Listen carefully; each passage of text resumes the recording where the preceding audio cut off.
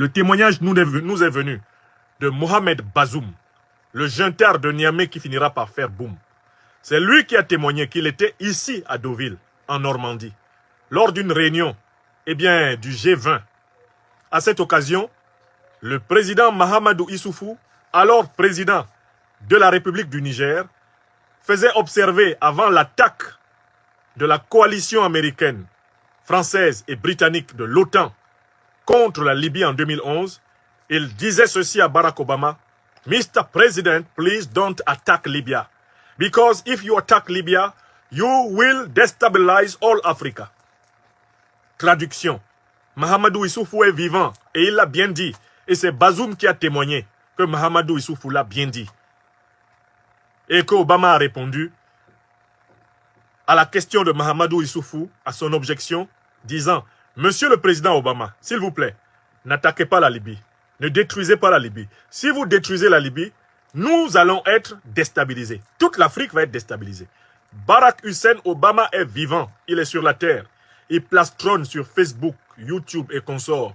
Twitter, il continue à tromper les Africaines et les Africains qui considèrent que c'est un fils de l'Afrique. Non. Barack Hussein Obama s'est comporté en renégat de l'Afrique.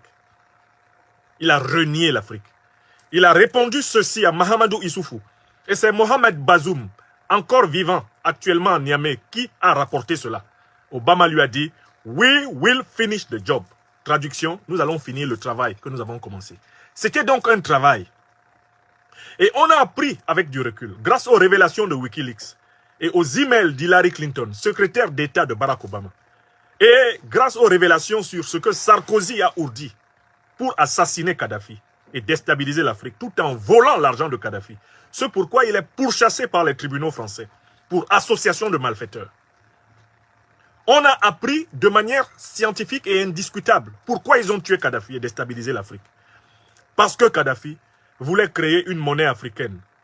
Eh bien, sur la réserve or et sur les extraordinaires réserves de change qu'il possédait. Et il fallait absolument l'éliminer pour que le dollar, l'euro et le franc CFA ne soient point détrônés d'Afrique. On a trouvé explicitement cela dans les emails de Mme Clinton. J'ai un livre ici écrit par un chercheur américain, The Architects of Disaster. The Architects of Disaster. Il a été écrit par Pete Hoekstra. Pete Hoekstra a tout documenté. Et il a les photocopies de ce que Hillary Clinton et les dirigeants français en 2011, le régime Sarkozy échangeaient. Tout est là. Le monde entier sait pourquoi ils ont tué Kadhafi. Ils ont tué Kadhafi dans le cadre d'un vaste plan qui avait pour but de déstabiliser tout le Sahel pour forcer les États sahéliens à accepter la présence militaire occidentale et ensuite forcer les États du Golfe de Guinée à accepter la présence militaire occidentale. Pourquoi? Parce que le Liptako Gourma, encore appelé la région des trois frontières, entre le Mali, le Burkina et le Niger, est l'une des régions minières les plus riches du monde. C'est une région comparable à l'actuelle République démocratique du Congo. Et puis de l'autre côté, parce qu'ils savent que dans toutes les régions maritimes de la planète, la région la plus riche s'appelle le Golfe de Guinée. Ils ont mis en place un plan de déstabilisation selon la méthode de l'ordre par le chaos, ce plan ayant pour but de forcer les États africains à accepter leur aide militaire et grâce à cette aide militaire, forcer les États africains à continuer à livrer gratuitement leurs matières premières stratégiques et grâce à ces matières premières stratégiques, garantir l'hégémonie, la supériorité de l'Occident sur le monde et notamment de sa grande organisation militaro-politique, l'OTAN. Si tu es africaine et que tu vis sur la terre en 2022 et que ce n'est pas entré dans ton crâne ce que je suis en train de dire, sache que ta vie ne sert à rien sur la terre. Sache que tu maudis tes parents et tes enfants. Que tu sois africaine du continent, africain du continent. Que tu sois africain des diasporas, africaine des diasporas. Que tu sois africain américain, que tu sois africain européen, que tu sois africain africain asiatique, et que tu n'as pas compris que la même stratégie qui fut élaborée pour la traite négrière, sans réparation ni repentance, la même stratégie qui fut élaborée pour, la colonisation, sans repentance ni réparation jusqu'à ce jour, avec des massacres de millions, de centaines de millions d'êtres humains.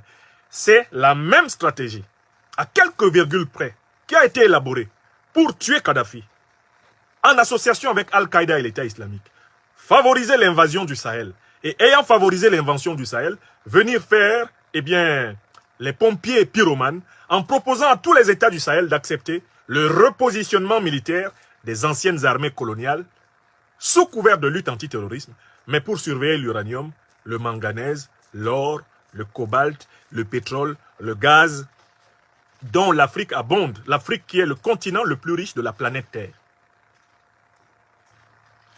Si ce n'est pas entré dans ton crâne, si tu ne l'as pas expliqué à tes enfants, si tu ne l'as pas expliqué autour de toi, tu es coupable.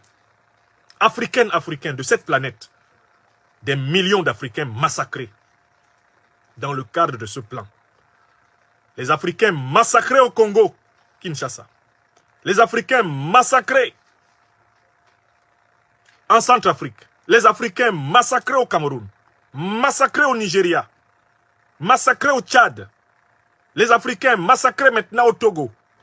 Les Africains massacrés au Mali. Massacrés au Niger. Massacrés au Burkina.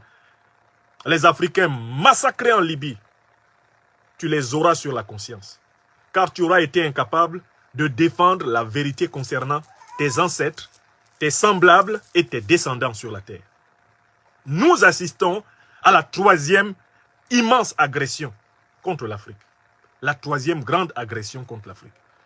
Agression négrière, agression coloniale et maintenant agression impériale. Donc quand des gens, quand des dirigeants, quand des jeunes accèdent aux responsabilités politiques en Afrique, ils doivent avoir ce niveau de conscience. Et quand ils répondent aux questions que posent les inquisiteurs du néocolonialisme, ils doivent avoir ce niveau de conscience qu'avait déjà, à son âge, Thomas Isidore Noël Sankara.